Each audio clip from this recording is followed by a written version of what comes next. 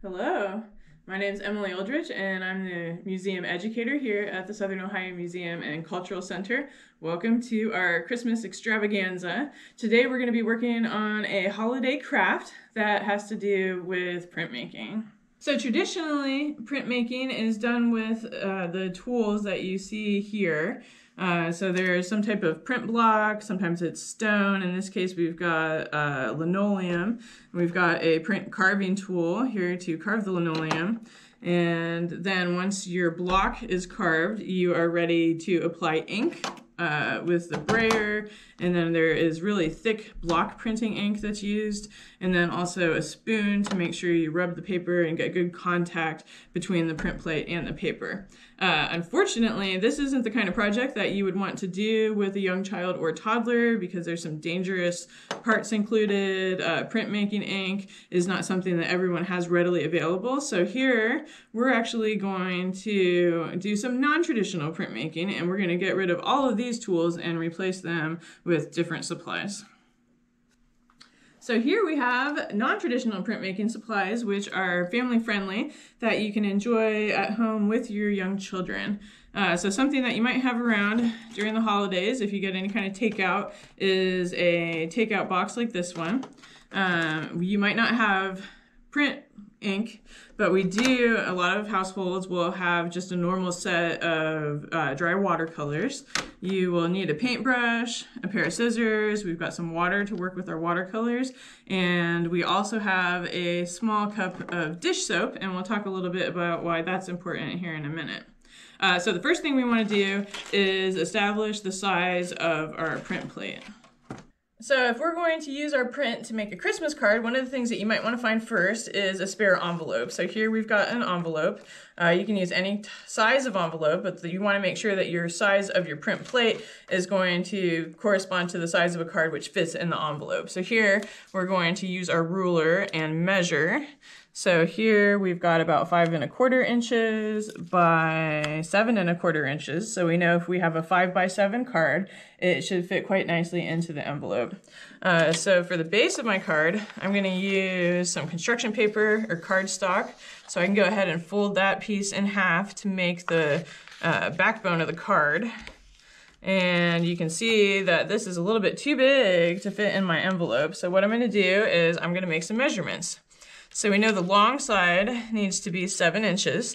So if I go along this side and make a mark at 7 inches, I can also come along this side, make a mark at 7 inches. And then we can use the ruler to connect those lines. And then I can just take my scissors and we will cut along the inside edge of the line so our pencil marks don't show. And that will make sure that the card fits into the envelope this length, but we can also see here that's a little too big there. So we're going to take the side where the card opens, and we're going to make some cuts along this side so that it fits into our 5 1/4 inch envelope. So here we can make a mark at 5 inches. We'll do the same thing along this side, 5 inches.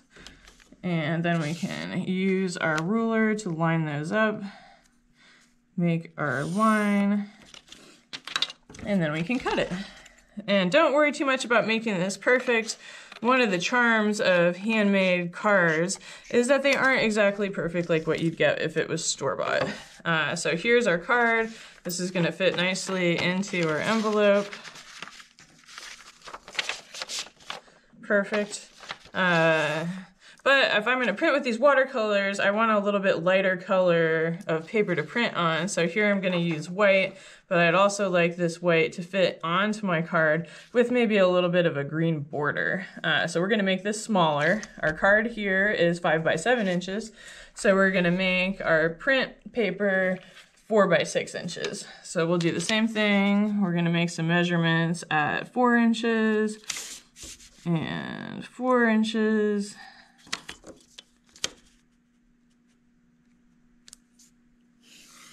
And then we'll make another set of lines at 6 inches, which is, I didn't make my first line quite long enough, but we can come back and get that.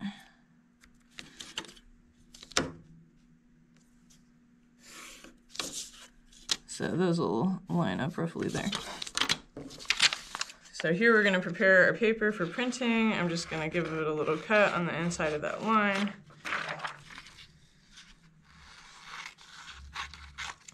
And then we can see that that will fit onto our card with a nice border. The other thing we're going to do is we're going to prepare a paper to be glued to the inside of the card so that we can write a nice message inside. If you plan on making a longer note in your card, you might want to span both pages, but I think I'm just going to make a copy of this paper to fit, and we'll make a short message inside of the card. So now we have a nice place to be able to write a note to whoever is going to be receiving the card, and we've got a nice piece of paper that we will glue down onto the front with our print. So we want to also kind of make a sketch here of what we're going to put onto our styrofoam part of the print plate. So we'll just take another one of these and trace around it. So we've got an idea of how big of a piece to cut out of our styrofoam and the area that we have to work with. So I'm going to make a card that says Noel.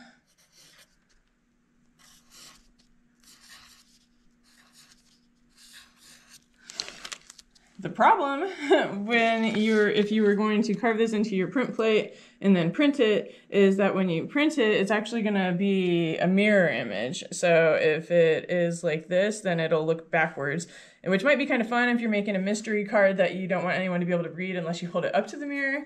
But if you want to make a more traditional Christmas card, then we're going to do a little trick to get around that. If you are working with clothes that you don't mind getting dirty, you can use a magic marker to trace over it, but I'm just going to use a pen to make this mark dark enough that I can see it from the other side of the paper. So I'm just tracing over the word that I wrote. And you might be surprised at how much tracing professional artists actually do. So now when I turn it over, you can kind of see it through the paper. And then this way I can trace it backwards onto my print plate. But I want to make an image on here too, because part of the fun of making visual art is to be able to use our images and our symbols. Okay, so I'm going to use the holly leaves and berries for my Christmas card. Holly leaves are part of the evergreen family, so it's a nice thing in winter when we are in a season where you don't get to see a lot of green. There's a lot of great color that has to do with the holly, and then there's a lot of symbolism also that has to do with the Christian tradition, where the evergreen represents the eternal life, and the red on the berries represents the blood and the sacrifice that Jesus made so that we could have eternal life. So here I'm actually going to use a button. So you can draw this by hand, but I'm going to use this button to make my entire image. So I'm going to start out down here, and we're going to make some berries by tracing around the outside of that button. So there's one berry, and if I want to make it look three-dimensional, I can overlap. So I'm just going to trace on the outside of that first circle. And then it looks like I've got some overlapping berries, and I'm going to do the same thing at the bottom. So I've got 3 berries. And then here, we're going to add the leaves. So now we're going to use this same button to make the holly leaves. So holly leaves are a unique shape, and we're just going to use a half circle of our button to make the shape of the leaves. And then here we'll just use the back side of the button also.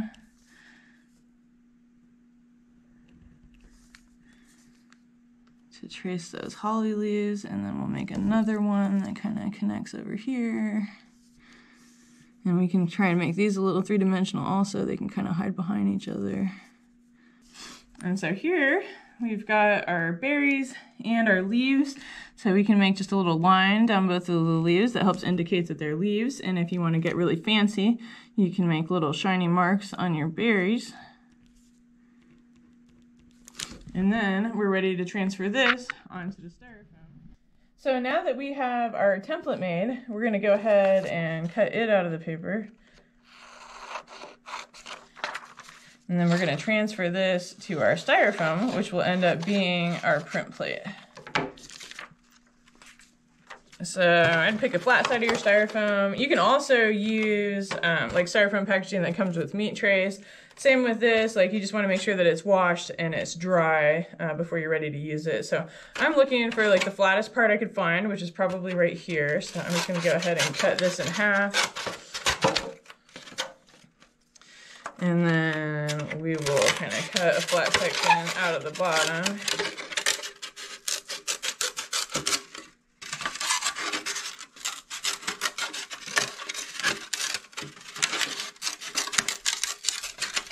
But this is a nice way to recycle some of the fast food waste that you might have. So here we're going to make sure that our print plate is about the same dimensions as our template. So you can really press your pencil into the styrofoam and you can see it makes an indentation, and that's what's going to allow us to make our print. But we're just going to cut this part and then we'll flip our template over so that when we do make our print, it comes out with the letters facing the right direction.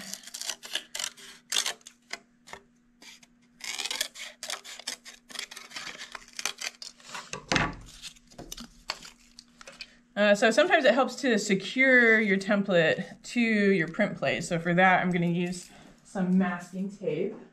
And we'll just use a little piece of masking tape across the top. So I don't want to trace it like this, remember. We don't want our words backwards, so I'm going to flip it over, and then I'm going to tape it across the top so it doesn't shift while I'm trying to trace it.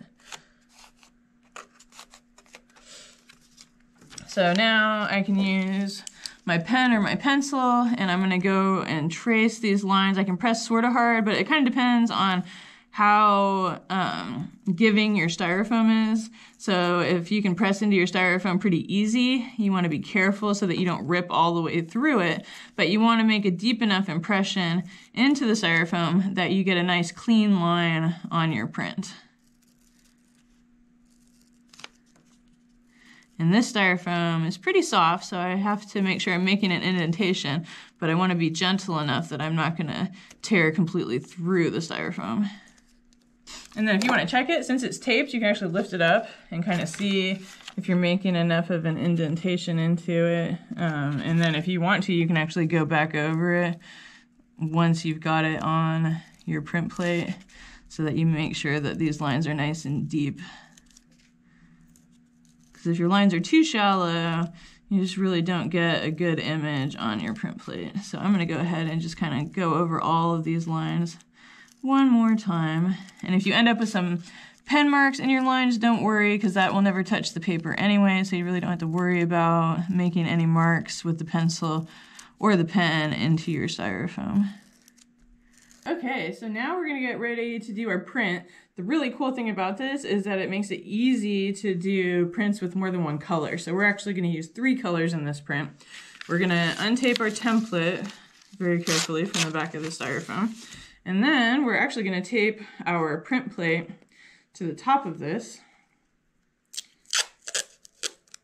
And we will need a spoon. I'll grab that here in a second. The spoon is what we're going to use to make sure that the ink makes contact, or in this case the watercolor makes contact with the paper. So we're going to do the same thing here. We've got a hinge that keeps our paper in place, and that way it'll go down in the same spot each time we add a different color. And I'm going to get our spoon. We will need that. So I can kind of show you here what happens when you use watercolor just straight out of the container onto the styrofoam. What's going to happen is it kind of bubbles up and it's really hard to get it to spread. And that's because water has natural surface tension. You can see it's really not sticking to the styrofoam. But we can solve that problem by adding what is known in the chemical world as a surfactant. And in this case, it is as simple as dish soap. So what I'm going to do is I'm going to take a little bit of my watercolor and put it into my mixing well over here. And then what I'm going to do is I'm going to add a little bit of dish soap to my paint, and that dish soap is going to work like magic. It will allow it to stick to the styrofoam. So you can see it really doesn't take much dish soap, just a tiny little bit on the brush. And you can kind of mix that in to your pigment, and then we can use that, and then voila, it sticks right to the styrofoam. And so we want to do this fairly quickly because we don't want the paint to be drying on here. We want the paint to be wet enough that it's going to transfer onto our paper. And we can, if we need to, do this in sections so that our paint doesn't dry, but I think I can get the paint down pretty quickly. And then we're just going to fold our paper over and make sure that it makes contact here. And it's kind of neat because you can see the print come together in real time. So if we flip it over, we can see where the paint was transferred, and we've got our berries all ready. So now I'm going to clean my paintbrush and get ready to change colors. So our leaves are going to be green. So I'm going to do the same thing. I'm going to get a little bit of paint, green paint, out of the well, and I'm going to put it in here for mixing. I mean, you could probably add the dish soap directly to the wells of watercolor, but if you don't want all of your paint mixed with soap, which it does get a little bubbly sometimes, you can just mix it in the wells and then rinse it out later. So here we've added some soap to our green, and we'll go ahead and paint these green leaves on our holly berries.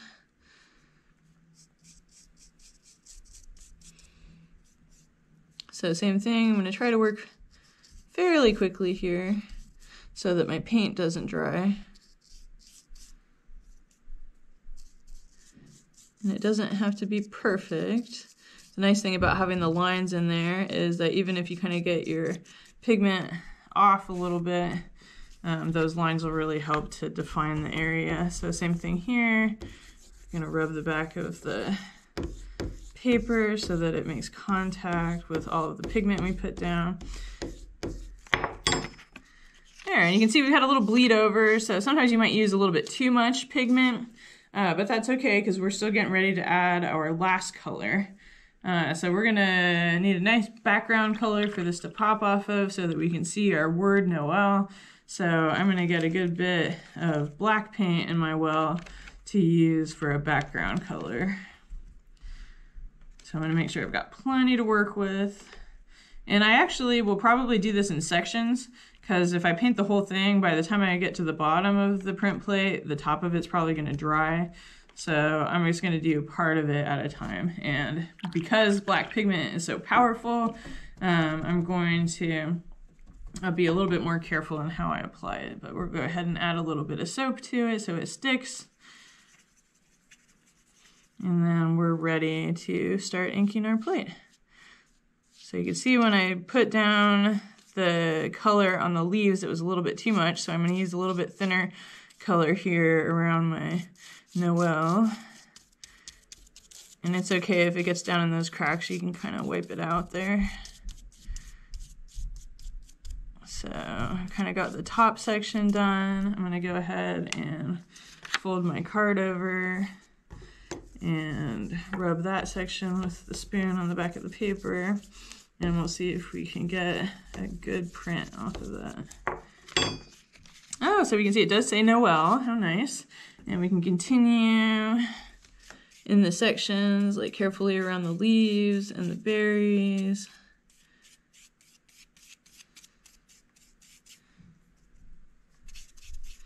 Kind of do a section at a time that I feel like I can paint fairly quickly.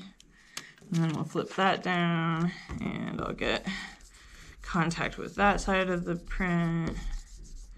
And you can see that the effect that you get from the print is really neat. It's a little bit different than if you were going to paint directly onto the surface.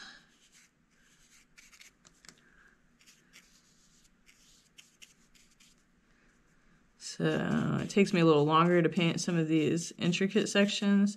So we'll probably go ahead and fold that over and rub it with the spoon so that we get that section covered. And then I think I could probably do the rest of the section in one little swoop here. And don't forget our little spot in the middle.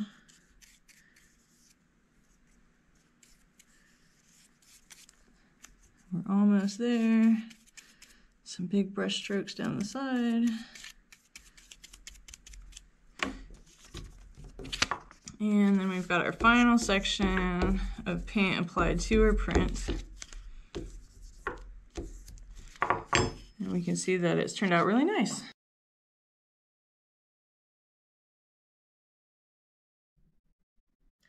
So now that we've got our print, we are ready to put all of this together into our card.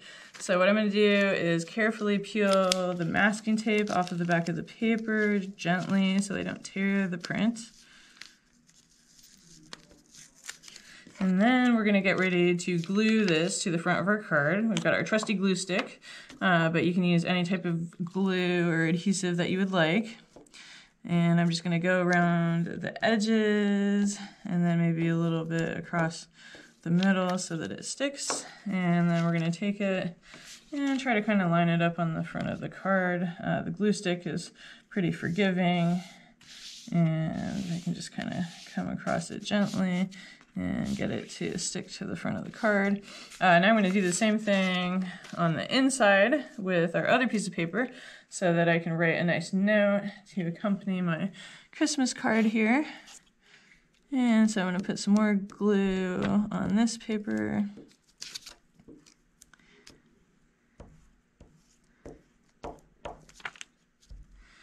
And we will put our cap back on our glue stick so it doesn't dry out. Open up our card, and we're going to take this paper and paste it to the inside of the card so we've got a nice surface area, and then I can write a nice note. Dear Mom, Merry Christmas and Happy New Year. Love, Emily. So there we have it. Nice inside of the Christmas card, our nice print on the outside of the Christmas card, and it all fits very nicely into our envelope. So thank you for joining us for our Christmas craft here at the Southern Ohio Museum. I hope you enjoy printmaking all throughout the year. So Merry Christmas and Happy New Year. Hi, I'm Katie Haskins. I am a volunteer here at the museum. I'm so excited to do the craft today with you guys. I have origami planned. I figured anybody has access to some paper and some scissors, so let's get into it. We're gonna have some fun. So what we're going to be making today is 2 variations of Christmas trees and then a star to go on top of one of the Christmas trees. So what we're going to do is we're going to start out by setting up our paper. I'm going to start by setting up the star strips. You're better off having these a little on the thinner side, so you can work with them. But it's more of something you get the hang of how your hands work with it. But they're really fun and they're really easy to get the hang of. So you section off your paper. It doesn't have to be exact, but just get close to even as you can.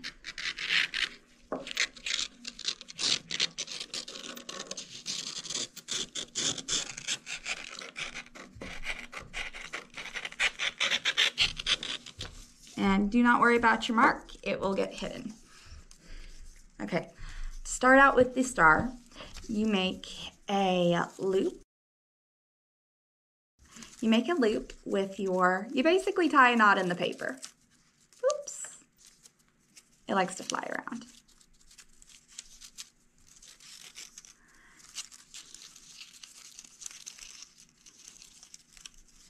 And see, you make a little bit of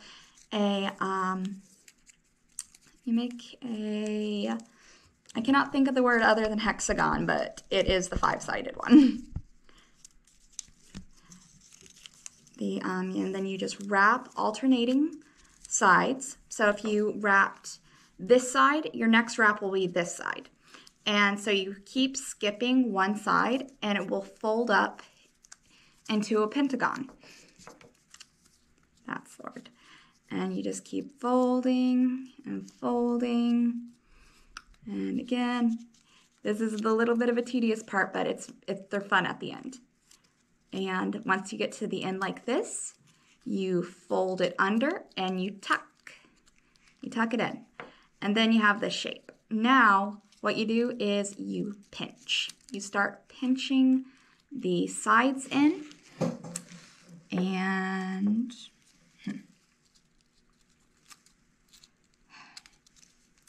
it's not cooperating.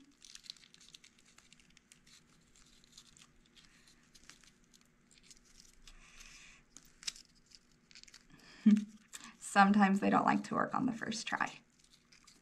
But the general idea is you pinch the points until they make a star. There, it starts to work.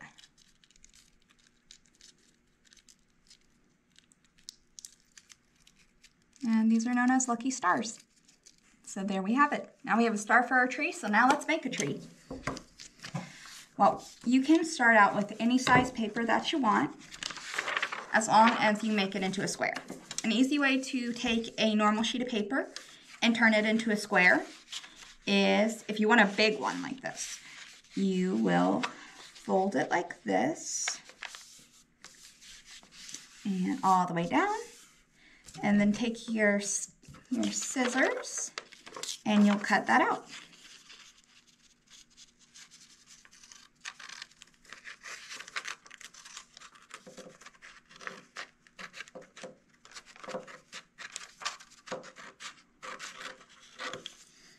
Awesome. And okay, this is how if you want a really big one. If you want a smaller one, I will show you how to do that. What you'll do is you will measure out how many inches you want your square. I normally work with about a 5-inch one. Okay. You make your mark. Here's at the 5-inch. And then you want it 5 inches up from the edge. And right about there. So always double check yourself. So what you do now is you take your flat edge of your ruler and you connect your lines.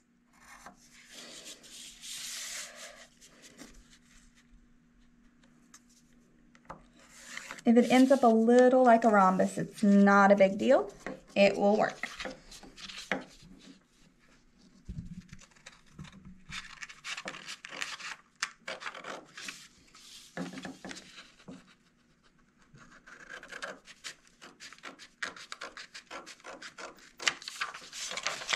Okay, so now I will move out the papers so we've got a little more focus on our workspace. Move them to the side. Okay, so with both trees, this is going to be how we fold them. You fold corners to corners. Oops.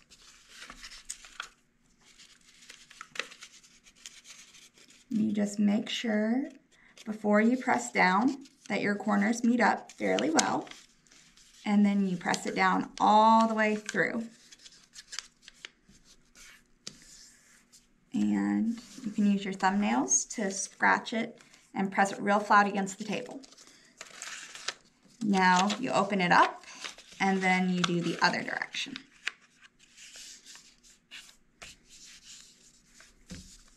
And flatten it.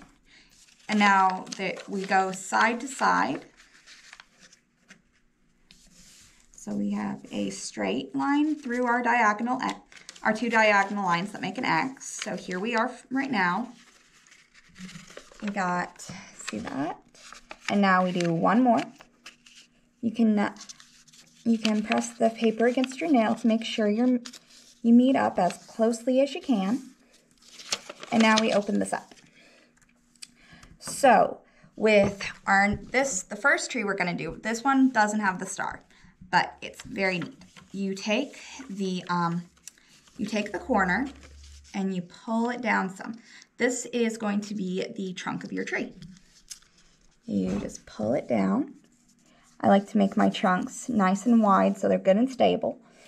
Then we're going to take the paper up here and we're going to fold it in, right, just like that. And then we're going to go on the other side and fold it the exact same way. So you're kind of getting a little shirt collar up here. That'll help you with the next part, to visualize what we're going to be doing. So this part we are going to take these, we're going to take this piece and fold it all the way up, just like this, almost to the corner, but not quite. We're going to fold that down, and then we're going to bring it back down. This fold we have from before, we're going to use that to put it just like that. So now what we're going to do, we're going to be pushing these little parts in and then making it come over like that. So you kind of looks like a shirt sleeve. And then once you do that, you do it again to the other side, but you, whoops, sometimes they don't like to cooperate, so be patient with yourself. Everything always takes a couple tries to learn.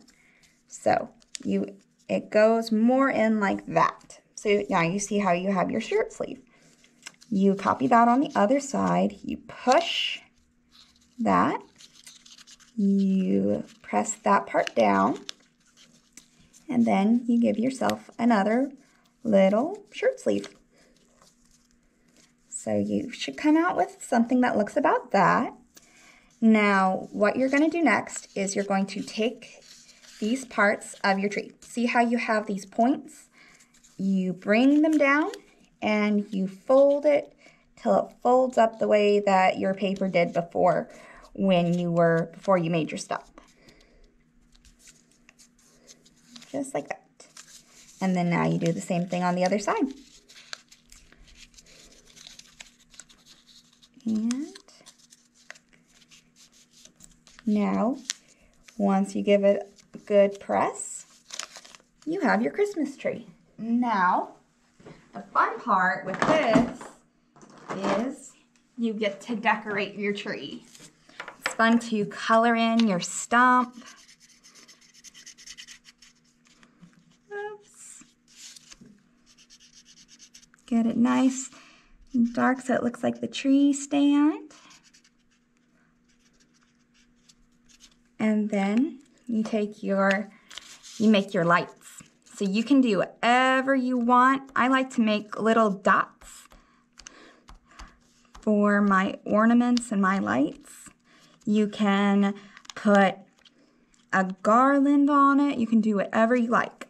So here is the first Christmas tree. Almost done.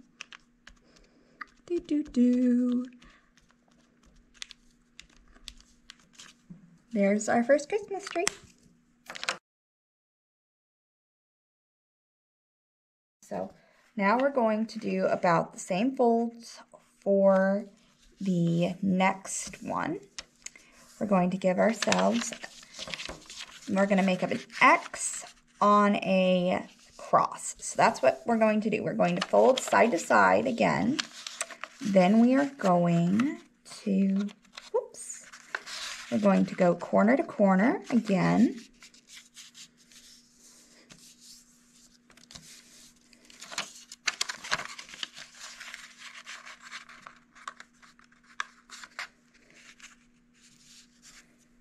Corners to corners.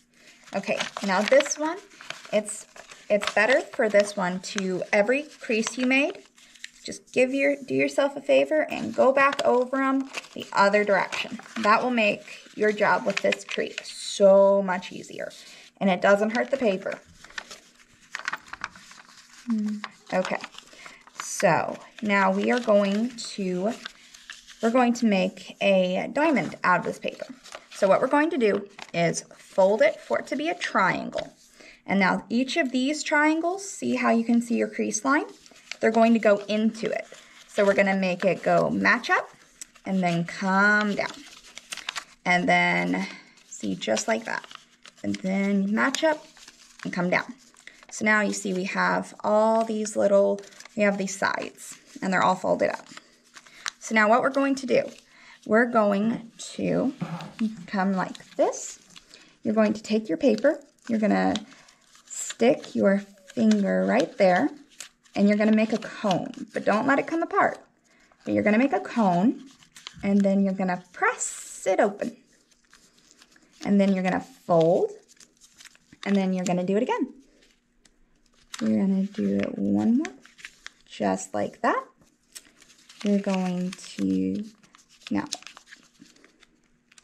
and do 2 more times. Fold it open, and then keep it from doing that, and fold it open one last time. This one's the trickiest, so be patient with yourself. You're learning, and now we have our little tree. So now each time, to get rid of these, we don't cut them. We open it up so we have just a big piece. We're going to see how you have your corners right here. You're just going to fold up till your line of your fold meets those corners. And then you're going to tuck it in. Don't worry. And if you drop this and it springs open like that, it's totally fine. All you do is get a hold of it and go back to what you're doing. So next is another fold and tuck it in, and then open, fold, tuck it in, open, fold, tuck it in. So now, once we're gonna fold it one more time in half. Make sure all your creases are nice and strong, And then you open it up.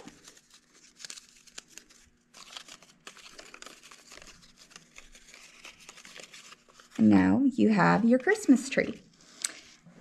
And now what you do, you take your star and you put it on top.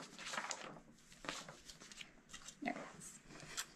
You take an ornament hook. This one, if you're kiddos, you should get help with from your parents, non-negotiable.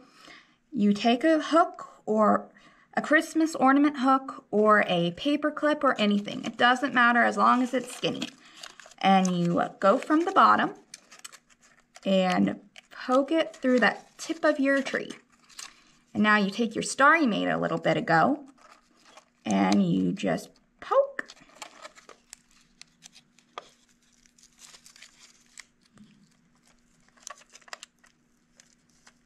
It's being difficult. So what you do if it's being too difficult for you, what you do is you try again. You take the hook out of the tree and you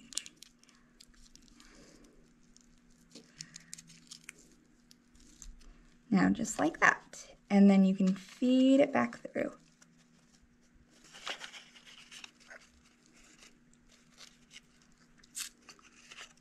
And then there you have it. You got your Christmas tree with a star. Sometimes it falls around, but there you go.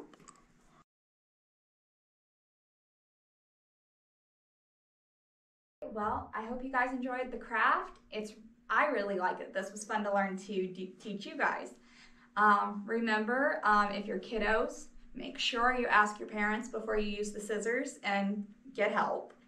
And then with the anything you make with paper, kiddos, you can color it. You can design it however you want it to be, make it your own, even write your name on it if you want. So that's the end of our craft. I hope you guys had a fun time. Thanks for watching.